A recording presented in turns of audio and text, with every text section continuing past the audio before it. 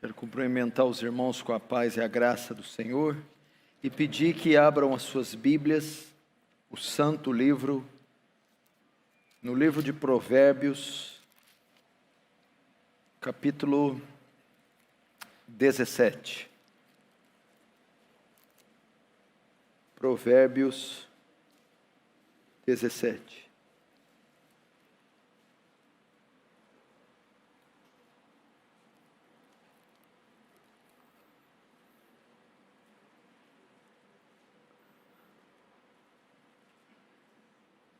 Para mim, mais uma vez, é uma honra e uma alegria estar com vocês. Graças a Deus, o nosso direito de cultuar foi nos dado. Que a graça de Deus possa fazer com que isso avance até voltarmos ao número total de pessoas presentes. Provérbios 17, verso 15. Diz assim a palavra do Senhor: o que justifica o perverso e o que condena o justo, abomináveis são para o Senhor, tanto um como o outro. Vamos fechar os olhos e orar mais uma vez. Pai Santo, Tu sabes da nossa estupenda dependência de Ti e da Tua graça. Imagino como Seus olhos olham para esse mundo e veem o estado que ele se tornou. Como as coisas caminham nessa sociedade pervertida, corrompida, perdida. Entretanto, Senhor, não olha com Seus olhos de justiça, mas com olhos de misericórdia. Poupa Teu povo, Senhor. Aplaca a Tua ira.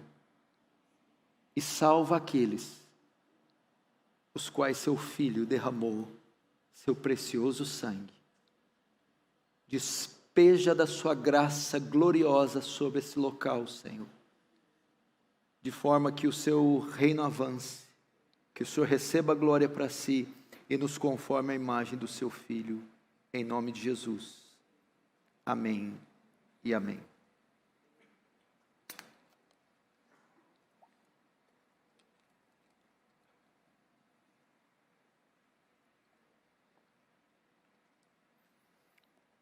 Irmãos, a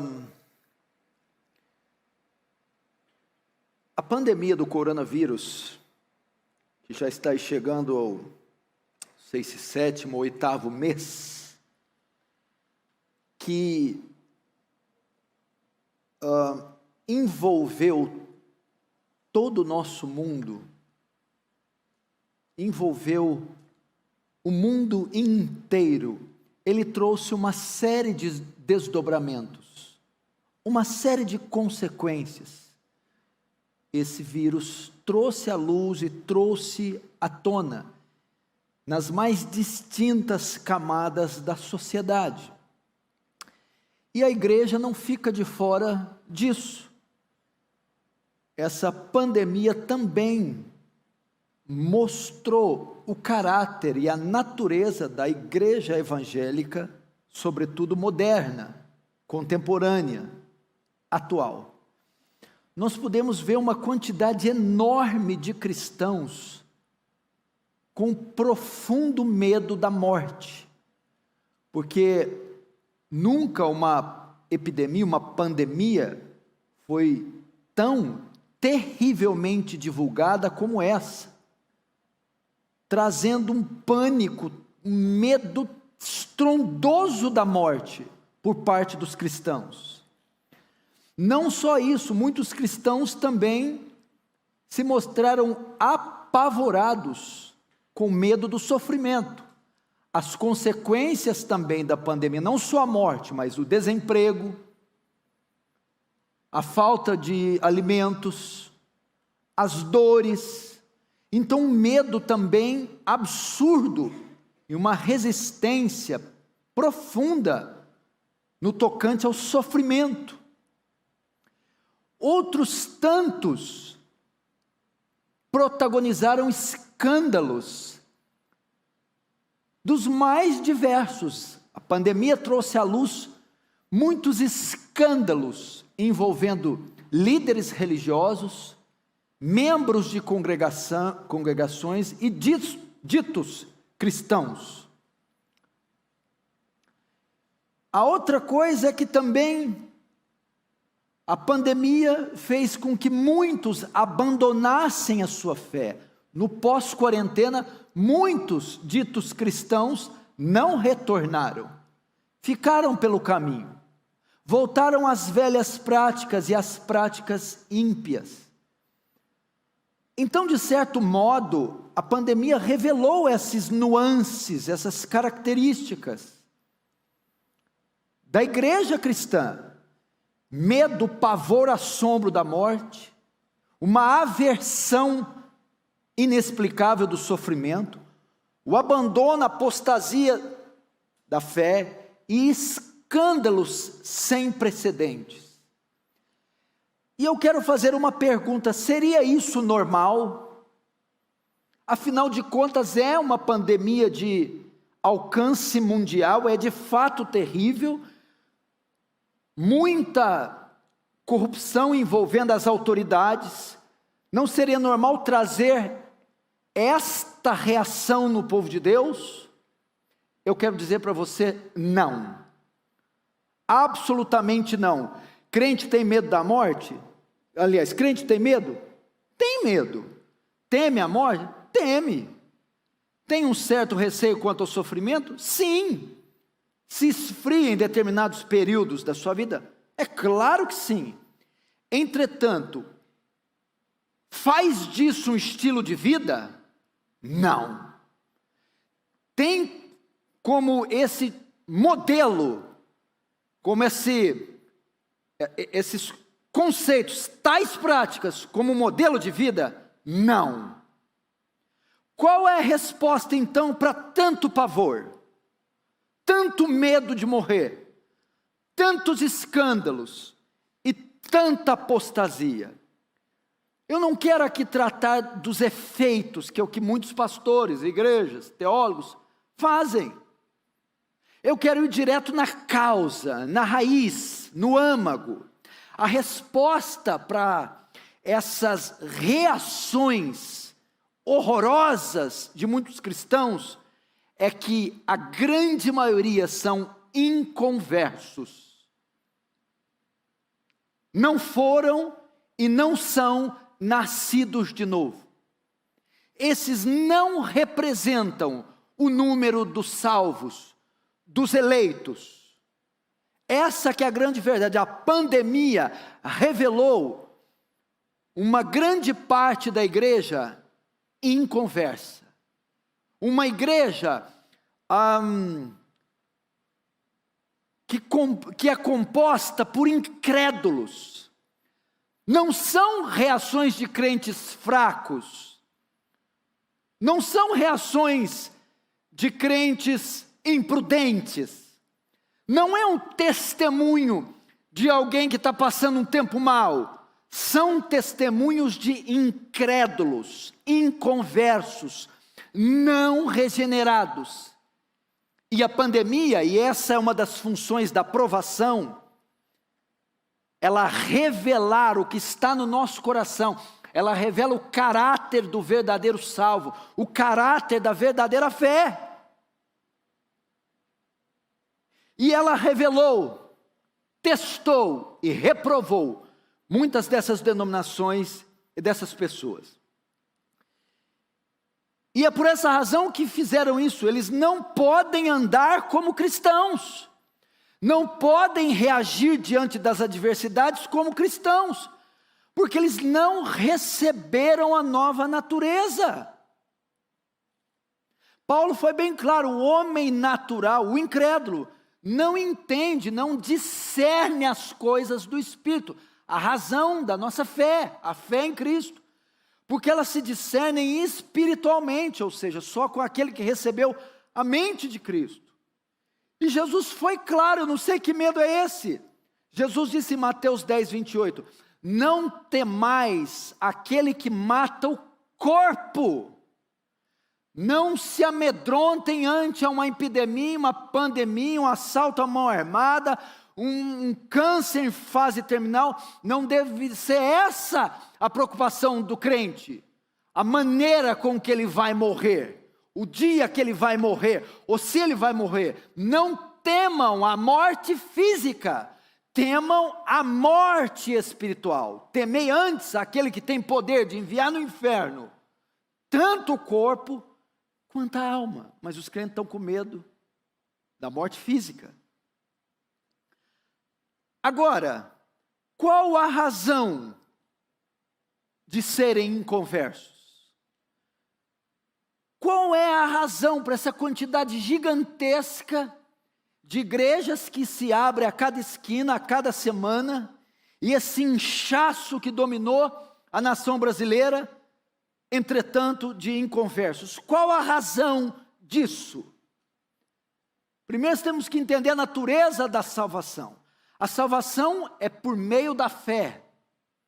É uma obra da graça de Deus, Efésios 2,6. Pela graça sois salvos por meio da fé. Isso não vem de vós, é dom de Deus.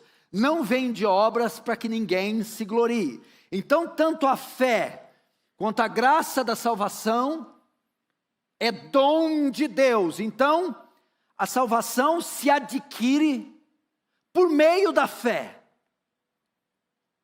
É no momento que cremos, recebemos a graça gratuita da salvação. Então, pela graça sois salvos, por meio, através, por intermédio da fé. Agora a pergunta que deve se fazer é: o que produz fé? Fé salvadora.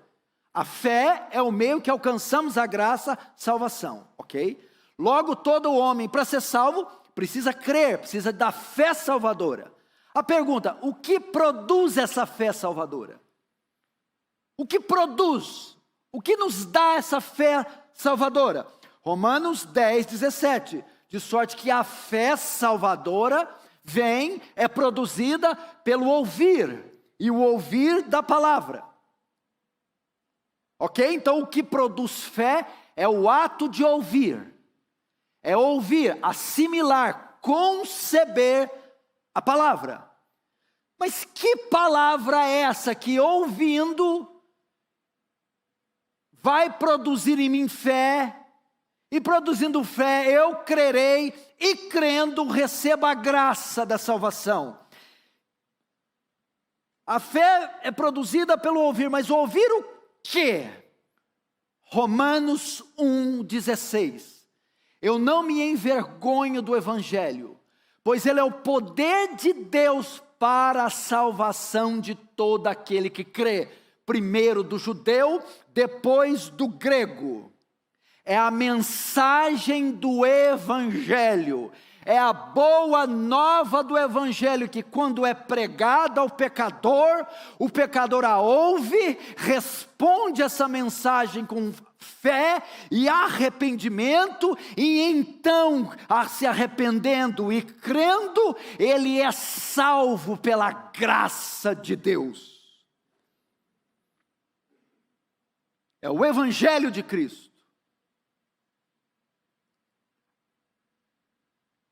Então, se essas igrejas estão se abarrotando de gente, e essa gente que está lotando essas igrejas, está dando esse tipo de testemunho para a sociedade na pandemia, demonstrando com esse testemunho de incrédulos, gente sem fé, sem esperança na vida eterna, sem uma ética cristã adequada, é porque essa turma, então, aquilo que eles estão ouvindo, não está produzindo fé salvadora, por isso não estão sendo salvos. Então a resposta para essa crise que a pandemia trouxe, é que estas pessoas não estão ouvindo o santo, sacro evangelho. Não é a exposição lúcida, clara, pura, cristalina do evangelho que está sendo pregado a essas pessoas. A única mensagem que produz fé salvadora é o Evangelho. O Evangelho não é todo o conselho de Deus. O Evangelho não é uma doutrina. Ensinar doutrina não é pregar o Evangelho. Ensinar todo o conselho não é pregar o Evangelho. O Evangelho é um relato verídico, histórico. Quando você prega, você pode ensinar justificação pela fé, você pode ensinar a doutrina da eleição, você pode ensinar a trindade, e o bode continua bode. Aliás, existem teólogos ímpios, pastores ímpios, missionários ímpios, diáconos ímpios. Não pense você que o cargo dá a ele a prerrogativa de ser salvo. Eu posso ensinar. Agora, quando eu chego diante de uma multidão de ossos secos, como Ezequiel, eu tenho que fazer o que para eles reviverem? Eu tenho que proclamar o Evangelho. Não é necessariamente ensinar uma doutrina, é proclamar um relato histórico da vida, morte, ressurreição, ascensão de Cristo pelo pecador. Isso é o Evangelho, uma proclamação. Proclamar um relato verídico da vida e obra de um homem. Agora, dentro de todo o conselho de Deus está o Evangelho. Mas não significa quando eu ensino certas doutrinas, eu estou necessariamente ensinando o Evangelho. Agora, o que é o Evangelho? O que é esse tal de Evangelho? Todo mundo fala desse Evangelho e você vai procurar nessas igrejas, cadê o bendito Evangelho? Evangelho vem de uma palavra grega, euangelion, é a boa notícia, a boa mensagem. Então eu tenho que levar ao mundo ímpio esta boa mensagem. Agora a questão é, no que consiste esta boa mensagem? É a mensagem do quê? Que um Deus justo salva pecadores injustos através do seu Filho. É um Deus que justifica, perdoa pecadores injustos.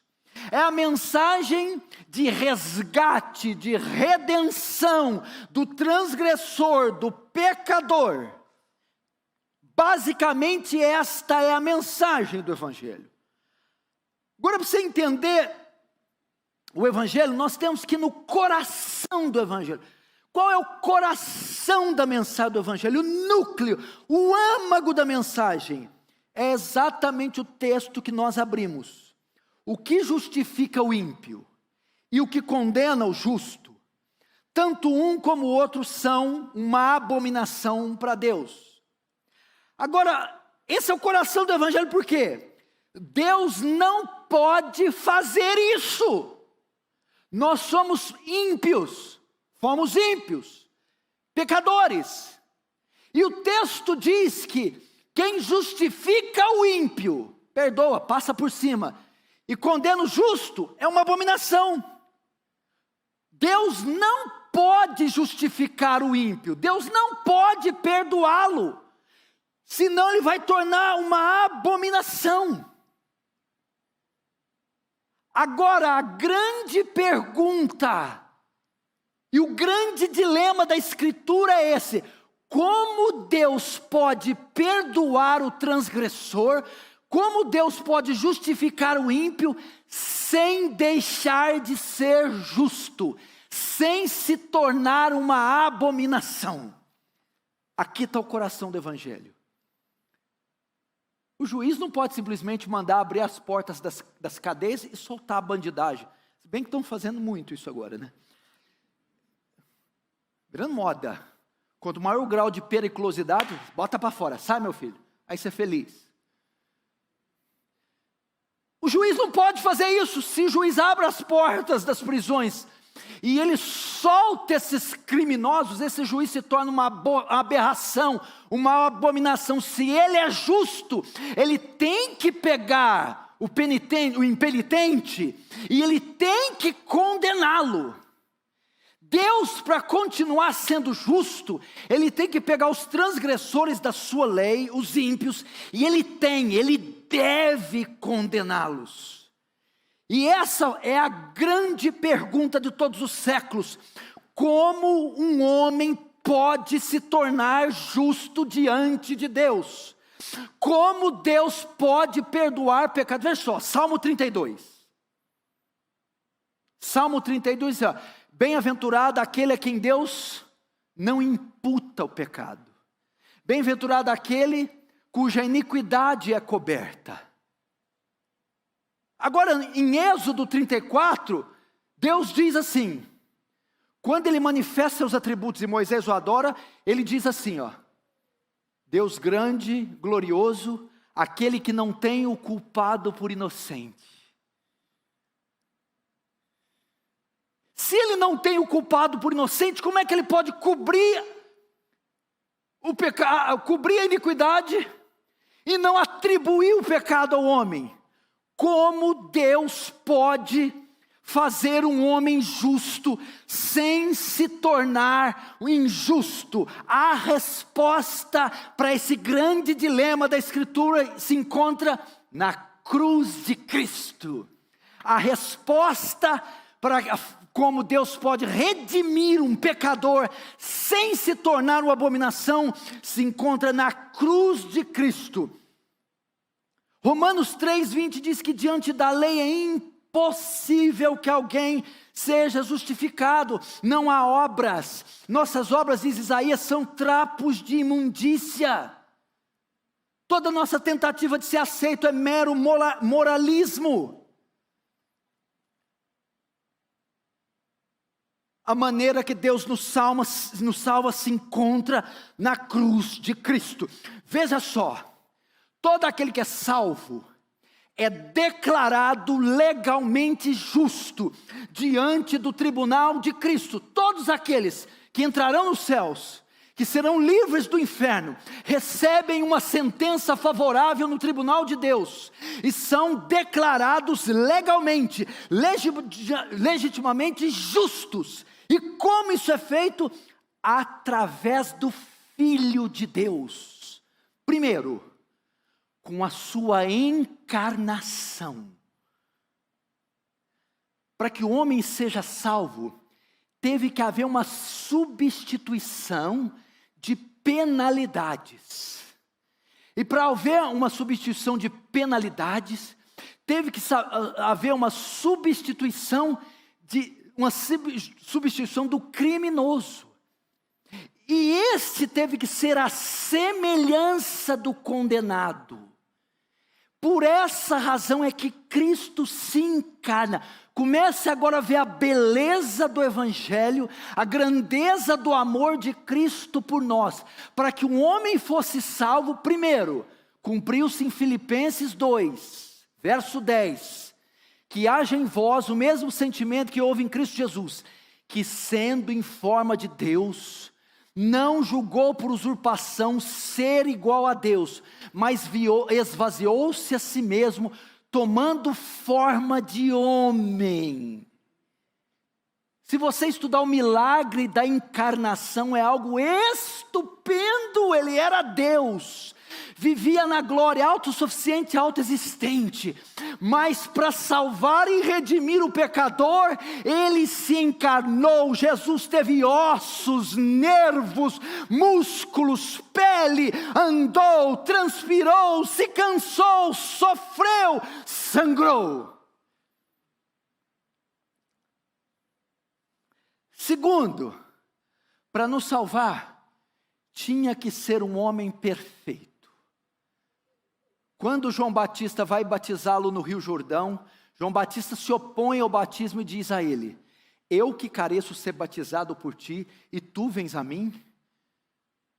Jesus o repreende e diz: João Batista, convém cumprir toda a justiça de Deus.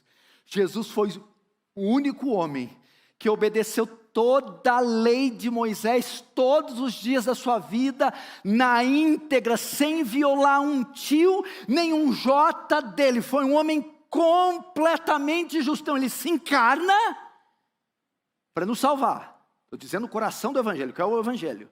Como Deus justifica, perdoa o ímpio, sem deixar de ser justo. Resposta, a encarnação do verbo, a encarnação da divindade. Depois, a obediência irrestrita de Jesus.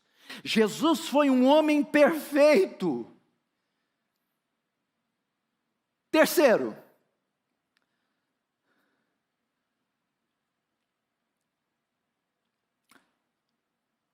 as demandas da justiça de Deus tinham que ser satisfeitas.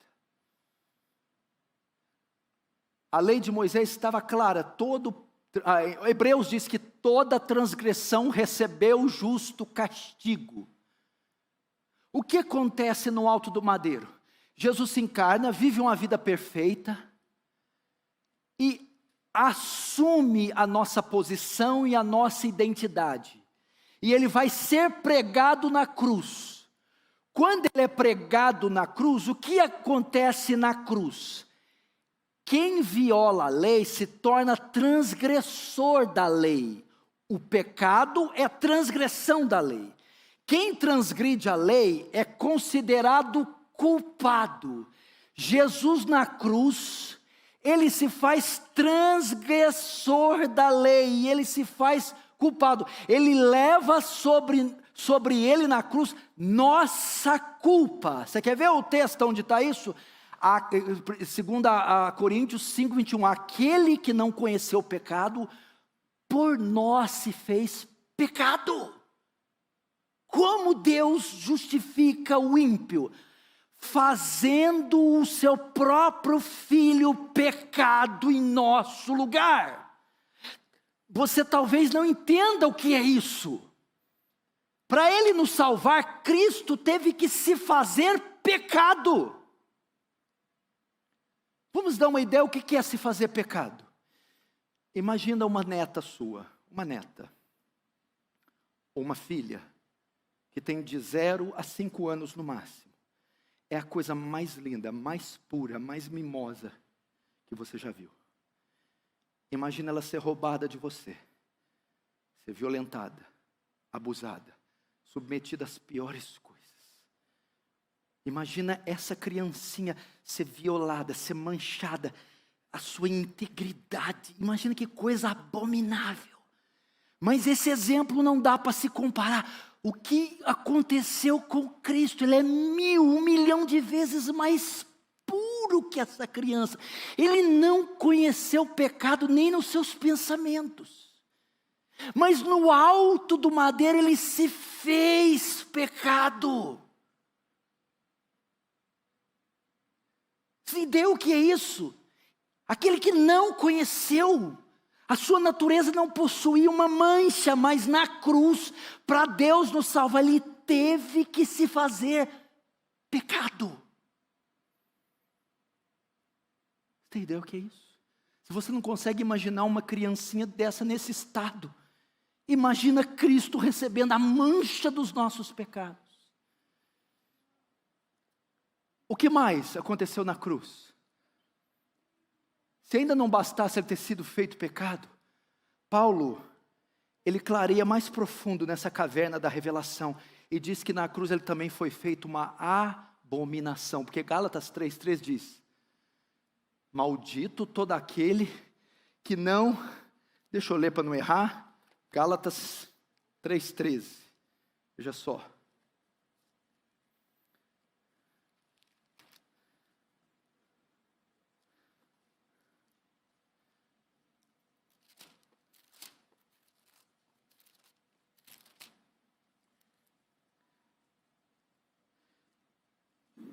Você entendeu o que é isso?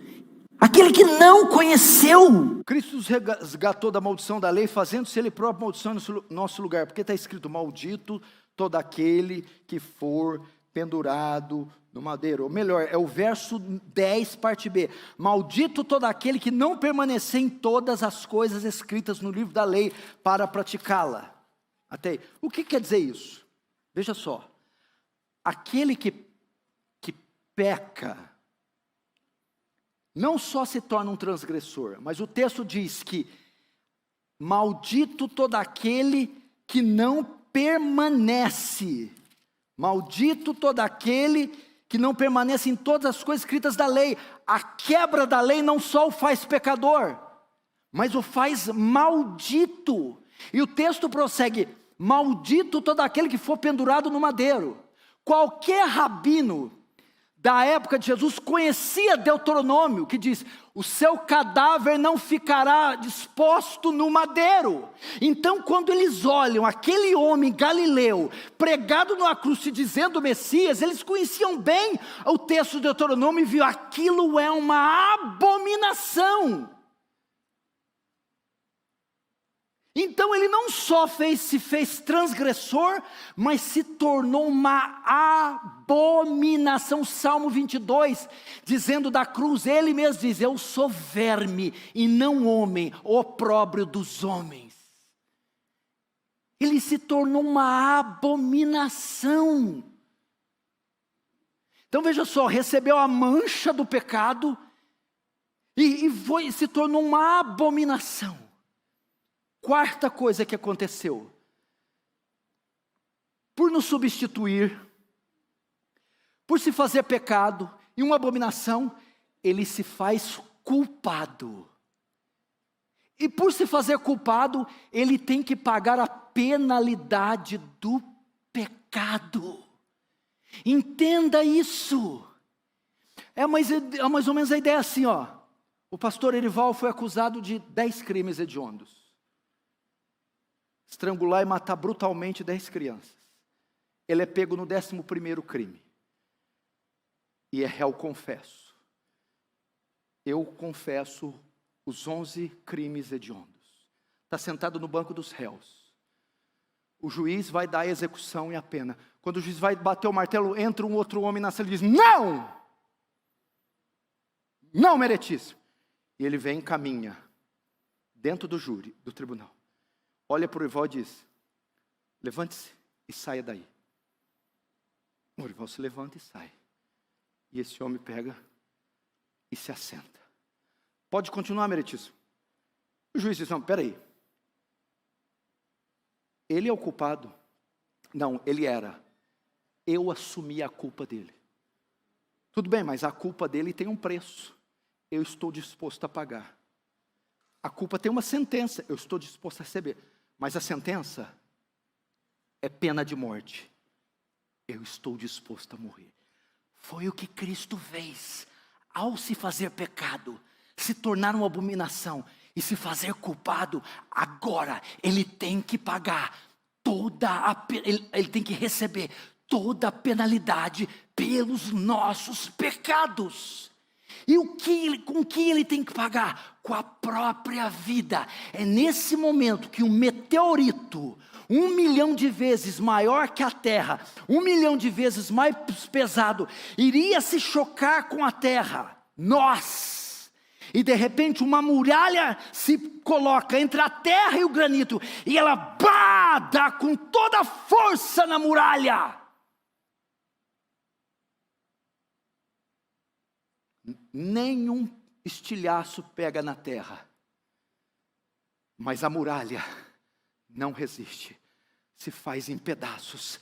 Assim era a ira de Deus contra você e eu, imundos, miseráveis até o pescoço. E essa cólera 1 bilhão de vezes mais violenta e pesada que todo o universo vinha cair sobre nós.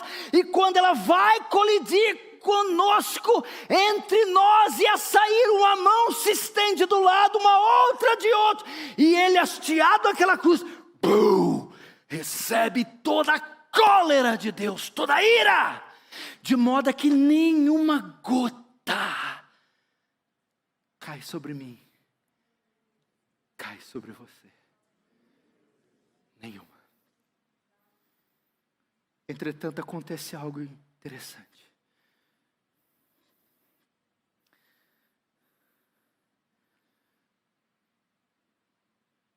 O Filho de Deus não resiste. ele morre. Ele morre. Nem todo sofrimento, toda dor, todo escárnio, toda vida de abnegação, nem o sangue eram suficientes para nos salvar. Ele tinha que dar a própria vida. Vida por vida está em Levítico. O nosso Senhor, o Rei dos Reis, o Senhor da igreja, não resistiu. O Pai requeriu até a sua última gota de sangue, requereu a própria vida do seu filho. E a Bíblia diz que no alto do madeiro, ele grita: está consumado. E depois diz: Pai, nas tuas mãos entrego o meu espírito. E tendo dito isto, expirou. Esse é o glorioso Evangelho. Não tem nada a ver com a vida aqui e agora, a cura do seu caroço, casa própria, casamento, nada dessa parafernália dos fundos dos infernos. Cristo morreu. Deixa eu ver o horário ali. Mais 5 minutinhos eu termino. Mas aconteceu algo fantástico naquela cruz, Arival. Olha como é que um pecador é salvo. Você tem que conhecer a doutrina da imputação. O que é a doutrina da imputação? Você conhece o verbo amputar. Amputar um braço, tirar para fora. Imputar, colocar dentro, na conta.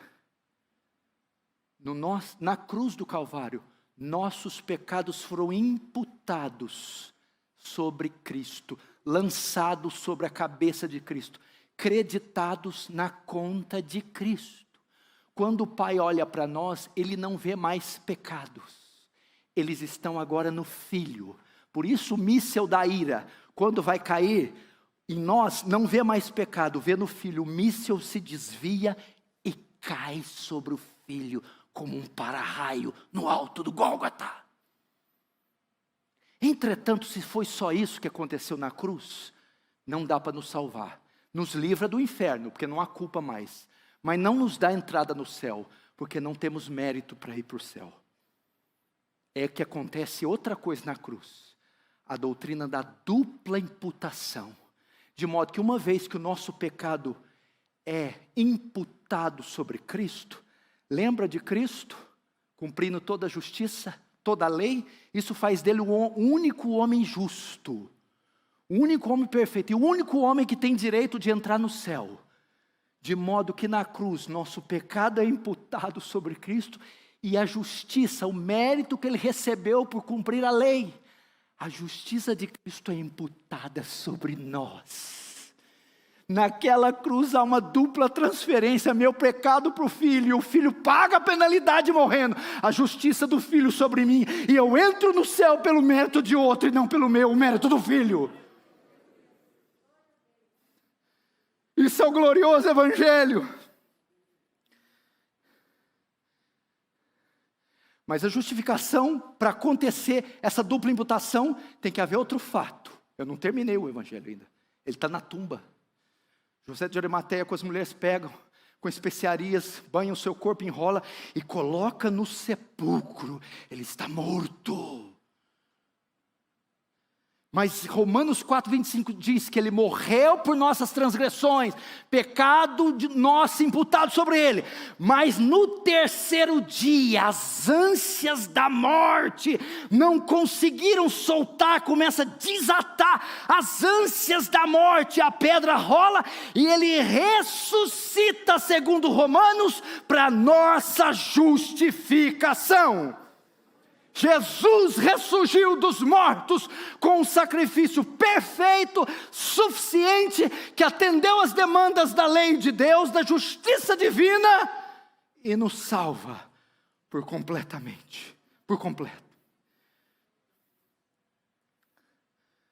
Esse é o Evangelho. Agora, essa é a mensagem do Evangelho. Qual a resposta que o pregador tem que dar para essa mensagem que eu acabei de expor? O fato da vacina chegar aqui em São Paulo, nos ambulatórios, no Hospital da Clínica, não significa que todos os cidadãos paulistas ou paulistanos estão curados. Ela chegou, mas é necessário que eles vão e tomem. O fato de Cristo ter morrido não significa que estão todos salvos. Agora, como eu recebo os benefícios da cruz? A resposta que eu dou para o Evangelho: arrependimento e fé. O que é esse arrependimento? Metanoia, não é dizer, arrependi de ter ido ontem, meu Deus do céu. Não, não, não. Não é arrependimento de um ato, é arrependimento de um estado. Não é se arrepender do que você fez, é se arrepender de quem você era. É um arrependimento, é uma mudança da sua cosmovisão. É dizer, tudo que eu fiz até agora estava errado. É voltar as costas para todo o estilo de vida que você levava. Eu me arrependo de ser o pai, o marido, o cristão, o profissional que eu fui. Eu não me arrependo de um ato, mas de um estado. Não do que eu fiz, mas de como eu fui. Segundo, fé. Não é a fé, eu creio no milagre. Não, não, não. É a confiança. Vou te dizer o que é a fé salvadora. É diante de uma mensagem dessa, você olhar para você e não ver nada além de iniquidade, de não ver nada além de impossibilidade, de ver em você e só resta uma coisa, dizer, eu estou completamente condenado, mas coloco a minha confiança de salvação na obra consumada de Cristo, vinda, morte, ressurreição, ascensão, e nesta obra eu descanso e deposito minha fé. Se você se arrepender e crer aqui agora, quem está me vendo pela TV, neste exato instante o martelo do céu é batido e você recebe uma sentença favorável e é declarado legalmente justo, e junto com os santos de 2000 anos você vai cantar, e agora nenhuma condenação há para os que estão em Cristo Jesus.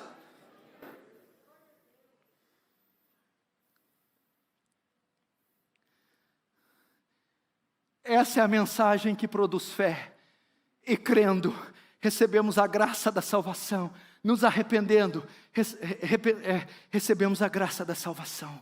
Irmãos, vocês que estão aqui, é muita pretensão achar que cada um que está sentado aqui é salvo. É muita pretensão achar que 100% dos que estão assistindo pela internet são de fato regenerados, nascidos de novo, verdadeiros salvos. Pode haver uma grande possibilidade de um ou outro que está nos vendo aqui e agora ir para o inferno. Pode ser que não haja 100% de salvos entre nós. Por que se preocupar com a casa própria desse jeito? Por que pensar tanto naquele ex-marido, na ex-mulher, no amante? Por que se idolatrar tanto o trabalho, as viagens internacionais? Por que ser tão rixosa? Por que ser tão materialista e ganancioso? Por que não abdicar dessas coisas e se entregar para algo que tem valor eterno? Abandone os seus ídolos, seus caprichos. Se arrependa. Se arrependa. Volte as costas para o pecado e corra para Cristo. Lance sua fé no Cordeiro, no homem Deus, Jesus Cristo. Irmãos, Charles Stu diz, uma vida só, e logo passará. E só vai ficar aquilo que for feito por Jesus. Como ficaremos se negligenciarmos tão grande salvação? Como escaparemos? Lembra de Apocalipse 20? João vê o trono do juízo, trono de condenação. Não há cortes de apelo, naquele trono o veredito já está dado. Mas isso está lá em Apocalipse 20. Hoje, aqui nessa igreja, o trono que está aqui colocado é o trono da graça e da misericórdia. Cascatas da graça estão descendo por esse trono e invadindo toda essa região, todo esse lugar. E Deus está chamando os seus, vem, vem. Aquele que tem sede diz: vem. O Espírito é a noiva, diz: venha. Quem quiser beba de graça da água da vida. É o convite final do último livro, dos últimos capítulos, dos últimos versículos da Bíblia, Apocalipse 22. Ele está dizendo: aquele que tem sede, vem. Olhai para mim, vós e todos os termos da terra, e sede salvos. Eu, quando for levantado, a todos atrairei a mim. Quando ele foi hasteado no madeiro, ele atraiu. Quem foi esses todos? A placa dizia ali, estava escrito: Jesus de Nazaré, rei dos judeus, em latim, religião oficial do império. Em hebraico, a religião dos judeus. E em grego, o inglês da época. O que Jesus está fazendo? Homens de todas as classes, tribos, épocas, etnias, estratos sociais, venham, venham, tem lugar para vocês, venham, o sangue alcançou você também, venha, hoje é o dia da salvação, venha, o Senhor está no meio de vós e é poderoso para salvar, venha. O que eu faço, pastor? Deixa os penduricalhos do pecado, atire-se a Ele com fé salvadora e seja salvo. Feche os olhos, vamos orar.